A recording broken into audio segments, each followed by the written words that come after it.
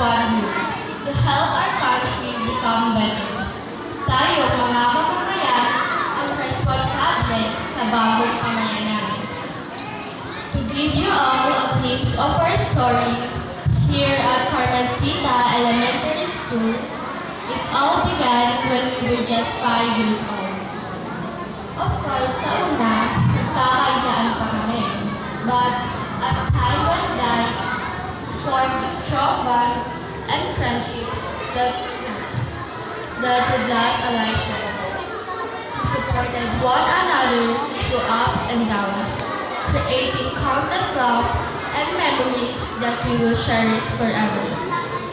Those moments of joy shaped our experiences and made our time here truly special.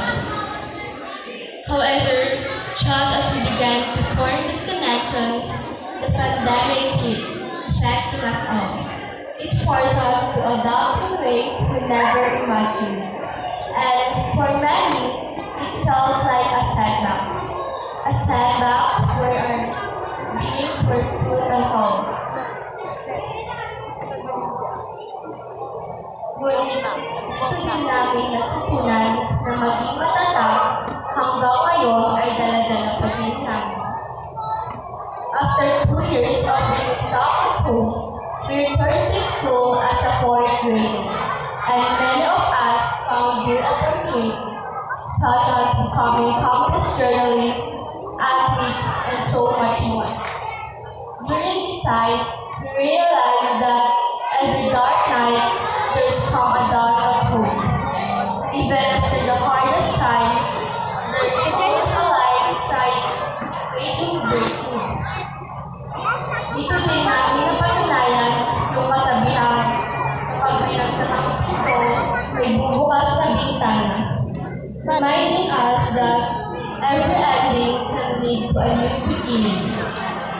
As we reflect on the past 6 years, we realize that our elementary journey resembles the process of writing with a pen. At first, we learn how to hold it and find our way. With practice, we grew more confident and expressive, transforming our thoughts into written words.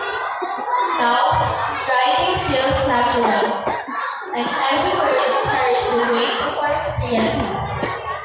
Just as a pen leaves its mark on paper, our experiences have shaped who we are, reminding us that every stroke tells a part of our story.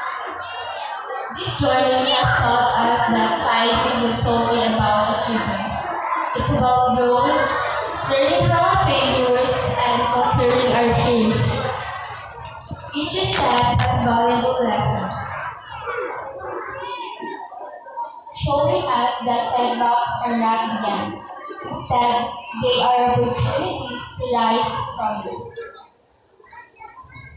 We've learned the importance of resilience and the value of farming, and most importantly, that it's okay to live in those who care about us and help us for help.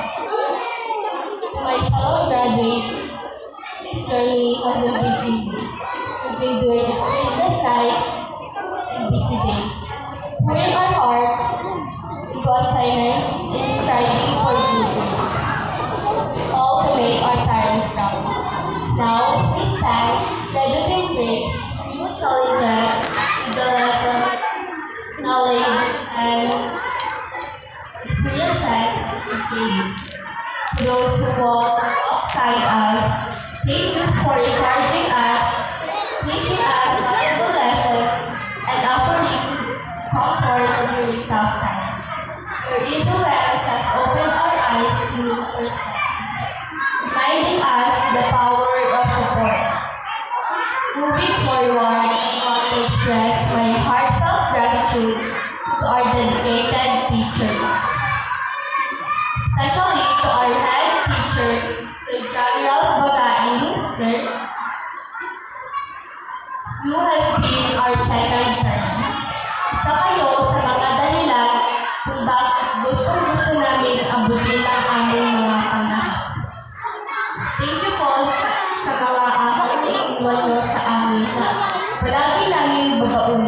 Ma'am Arizal Manusin, Ma'am Elena, Ma'am Franda, Alisa Gapay, Ma'am Geraldine Batugal, Ma'am Alicia Prada, Ma'am Fernanda Cruz, and especially to my mama, Pasita Lernan.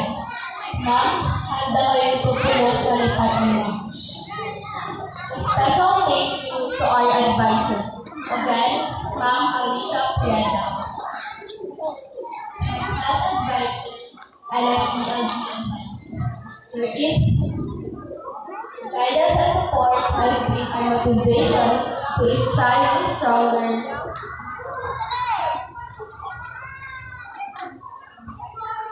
and to strive in all aspects of our lives. I also want to thank my SLG family for the friendship and encouragement throughout this journey. And for the next SLG officers, I hope that you'll carry the legacy of dedication and service to our beloved school.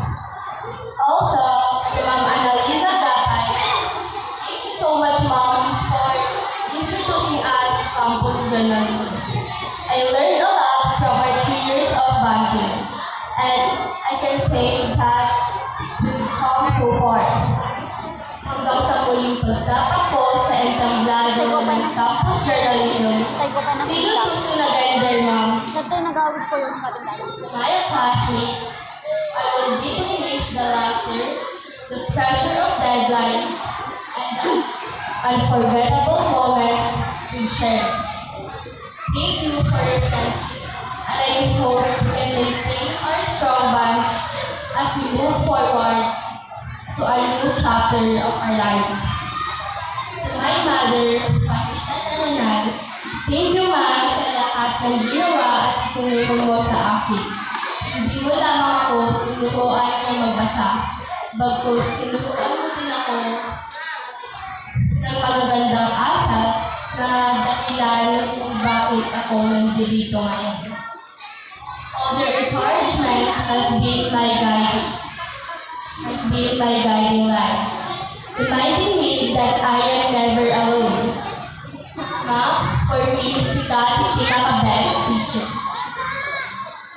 And to my father, Mervin Taranal, agyaman ng amin na sakripisyon kay ng anos mo ay tadlang amin na pagkasapulang may ng kakabsat. Though you, Papa, I am not. I promise to make you more proud. To my sister, I also want to thank you for being one of my strength when I am at the lowest point of my life. To my nanay and tatay, yaman kang bata, pinagsusuportayan ko na. Thank you for always making me feel that you are both proud of my achievements. Tay, pangayo kami na.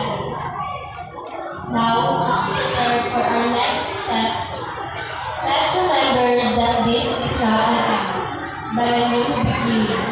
The path ahead may be uncertain, but with the lessons learned and the love surrounding us, we are ready to face whatever comes next. To conclude my message, I want you to leave a thought that I hope will inspire you. Believe in